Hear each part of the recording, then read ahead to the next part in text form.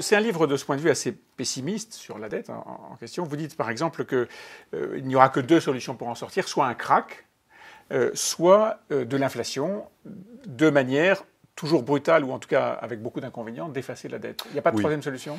Si, il y en a une, mais qui n'est pas accessible, c'est la croissance.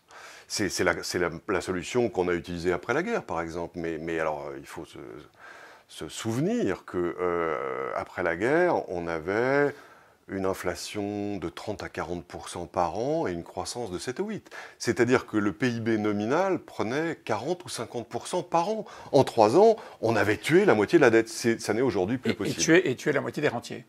Oui, parce qu'évidemment, c'est ça qu'on entend beaucoup de voix éminentes, ou pas d'ailleurs, mais enfin beaucoup de voix qui nous disent « on ne remboursera pas ». Voilà, alors c'est une troisième ou une quatrième solution. Le défaut.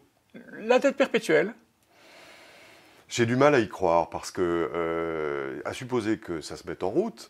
on pousse devant nous cette espèce de boule de neige. Il n'y a pas de raison qu'elle diminue, parce que si c'est facile, et on le voit d'ailleurs à l'occasion de ce budget, vous dépensez de plus en plus, et finalement vous arrivez à un moment où la confiance dans la monnaie est mise à l'épreuve. Alors évidemment, c'est très abstrait, parce qu'on est tellement habitué, notre génération, nous, à vivre avec cette confiance d'airain, qu'on n'imagine pas qu'on puisse se méfier de l'argent, mais c'est là où l'histoire nous apprend que il n'y a pas d'expérience de dette qui augmente, et il y en a eu beaucoup en l'occurrence, qui se termine bien. Qui se termine bien. Parce qu'on ne peut pas détruire la dette sans détruire l'épargne.